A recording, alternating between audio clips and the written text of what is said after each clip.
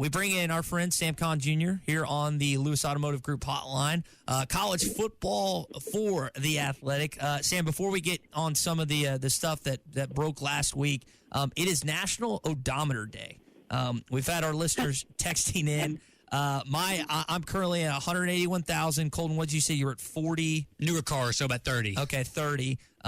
We had a listener text in that has over 1 million miles on their vehicle. Do you know what your vehicle currently has? I know you travel a lot. Do you know what it's at right now?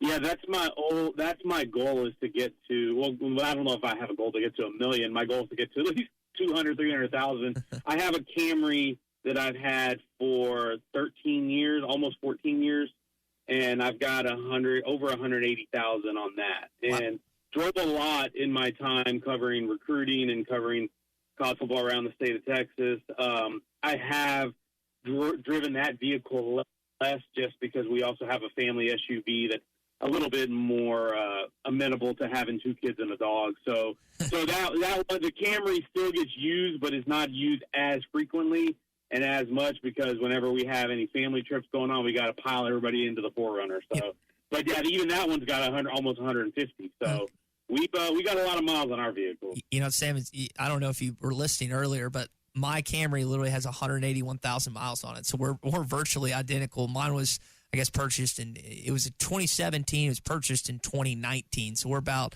I think I put some mileage on. I think I got it was about 41,000. We'll have some fun with that as we continue on. But I want to talk to you about a couple things this morning because I think you were kind of one of the guys that broke this news. Nick Saban with the President Trump's College Sports Commission. Looks like you're going to have to remind me, the tech billionaire, what's the other guy's name that's going to be the co-commissioner? Cody Campbell. Okay, Cody Campbell. So, Sam, if you could break down our audience because, I know sometimes committees have powers. Sometimes they're more of just figureheads.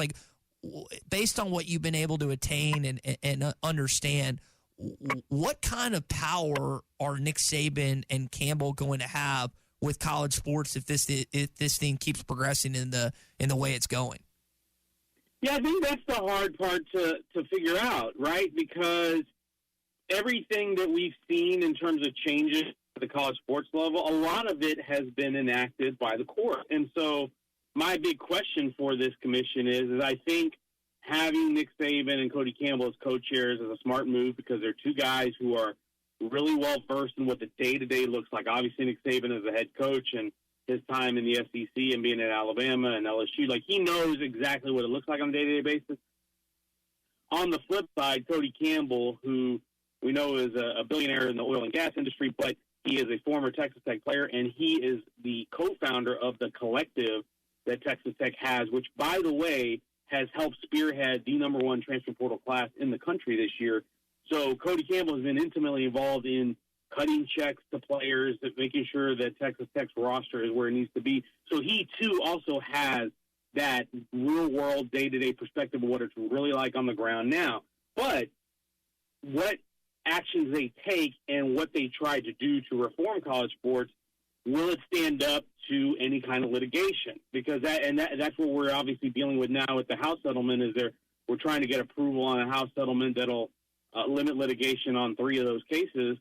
And that's my big question is, will a presidential commission, whatever changes they try to make, will that work to send off any litigation? Or what I think is the ultimate goal of the commission is to find a way to get some type of federal legislation, which, of course, we know college sports leadership has been pushing for years and years, ever since NIL was enacted, to get Congress and the federal government involved to try to pass a national law to basically supersede this patchwork of state laws. I think that's one of the main goals, certainly from Cody Campbell's standpoint, is one of the main goals is draft a piece of legislation and get it to where we can actually pass some type of law so we could establish a national standard that everyone in college sports can follow that would provide some uniformity and some stability rather than what we have now. Sam, is there a timeline on that? I know.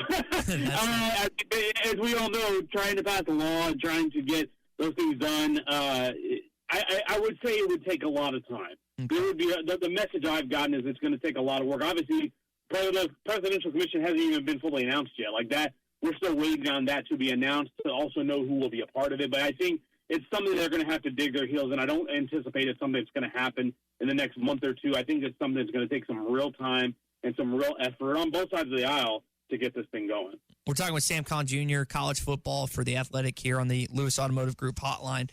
Sam, one of the other college football stories that has been talked about in the last few days is the 16-team college football playoff. And that kind of is in conjunction with the 9-game SEC schedule. 4 Big Ten teams, 4 SEC, 2 ACC, 2 Big 12, 1 group of 6, and 3 at large. I think the twist that kind of is interesting to me is like for the SEC, maybe like a play-in game, 3 versus 6, 4 versus 5. What are your thoughts on this potential?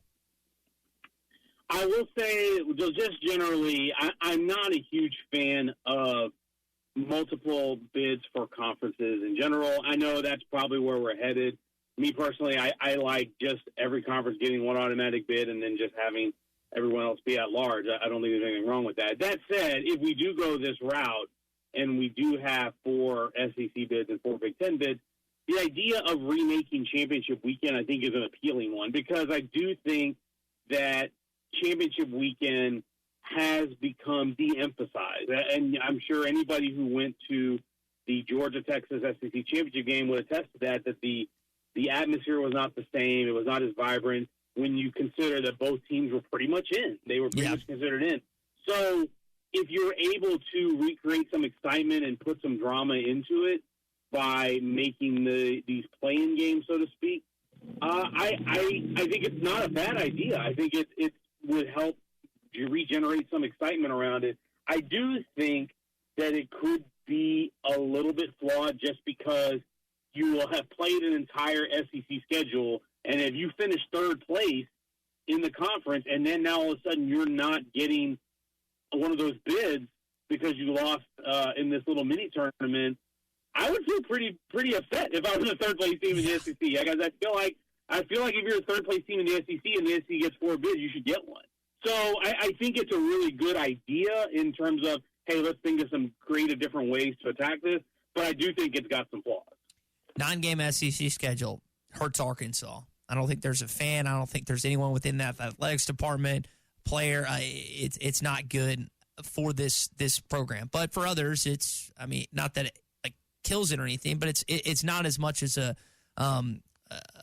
deficit when it comes to what Arkansas would have to deal with. I was talking about timelines earlier with the College Sport Commission. Is this going to be something we see in 2026, a 9-game SEC schedule?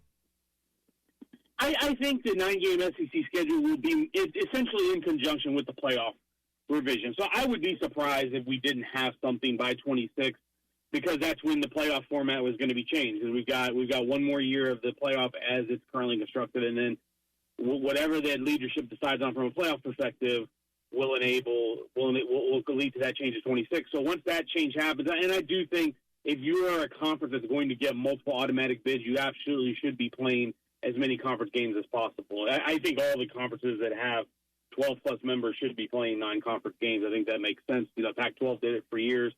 Obviously, the Big Ten does it right now. So the Big 12 has been doing it forever, even though they had a 10-team. Obviously, they had the round robin when they had the 10-team league, but they've stayed at 9 even as they expanded. I think it's just right for all the power conferences to do that. And, of course, as we all know, the money is the big part of it. Mm-hmm. We saw the story. We had the story last week about ESPN sounding like they're more willing to pay more money now for 50. That. And I think that's going to be the biggest driver for it, is if they pay more money, then we'll probably get there. But I like the 9-game just because if we're going to put more playoff teams in from a conference, let's have them have the tougher schedule with an extra conference game. Also, my biggest reason for liking it is the rivalries. Is you allow more rivalry games to stay consistent. For example, if you're Texas or if you're Texas A&M, Texas has Texas A&M, Oklahoma, and Arkansas as rivals. So if you are in an 8-game schedule, you're really only guaranteed, depending on the format we may only be guaranteed of getting one of those games, and it's going to be Texas, Oklahoma every year. I like the idea of being able to play multiple rivalry games every year, because to me that's what college football and college sports is about. It's about rivalry games. It's about the emotion and the intensity between the fan bases and the schools, and being able to play multiple rivalry games a year. A 9-game schedule allows you to do that. Like the Arkansas-Missouri rivalry, right? The intense. That's right. That's right. The battle line rivalry, right? We get up for that one on the last weekend of the season. I did see that the Texas A&M and Texas, I think that report came out this morning. I'm forgetting the source, but it sounds like it's going to be a Black Friday game, Black Friday night, like 6:30. So I thought that was a interesting tidbit I saw this morning. That's Missouri and Arkansas. It's not a Southwest Conference rivalry. Arkansas and Texas, or Texas A&M. One of the things that Colton and I were talking about before you came on this morning is you have the old Southwest Conference mascots as your cover photo on social media. My uncle and my dad both went to Baylor, and they had these old, I think, Dave Campbell magazines with all the old Southwest Conference mascots. Back in the day, we were kicking around with the Utah Mammoth coming out with the NHL.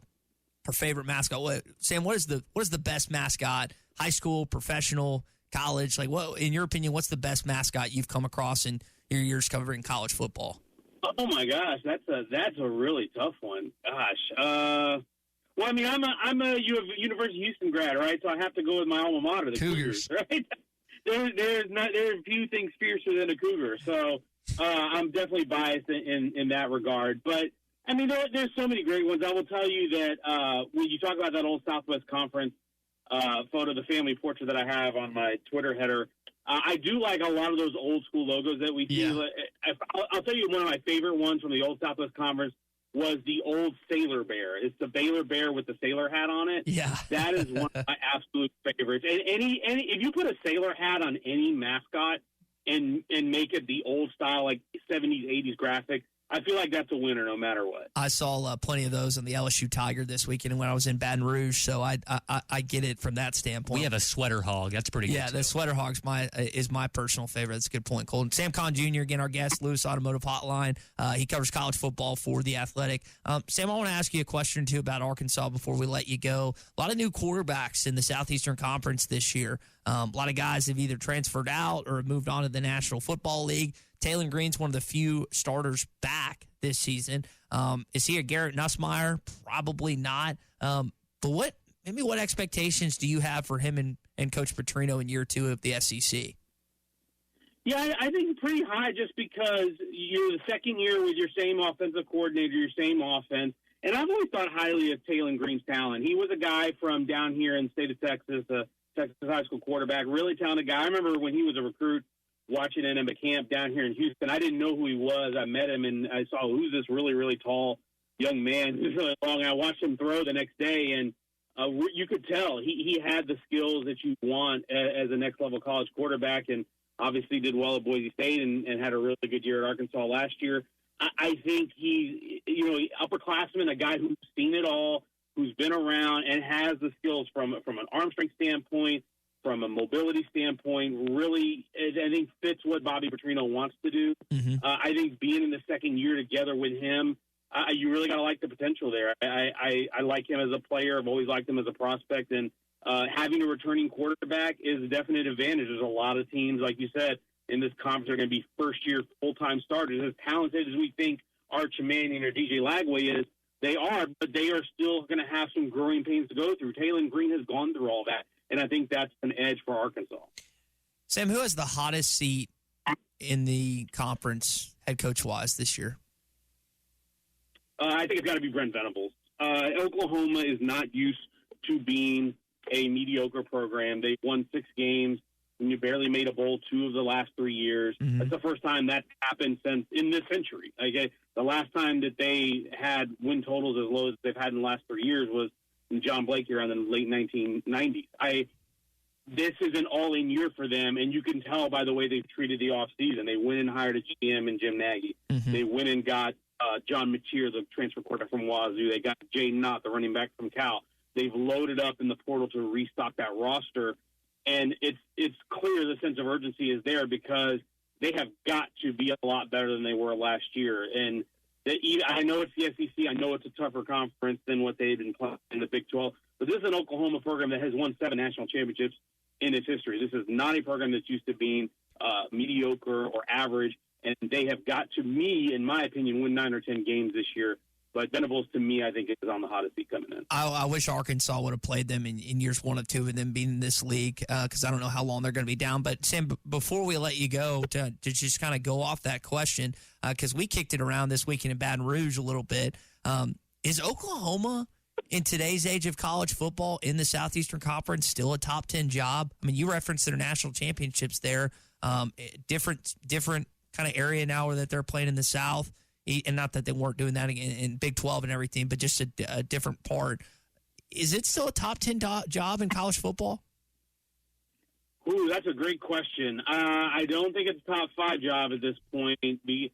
I do think it still is a top 10 job, though, because the resources are still there, the infrastructure is still there, and the leadership. I will say one thing that I think is very underrated in college athletics is stable leadership, and they have that with Joe Castiglione, the AD, who's been there for 20-plus years.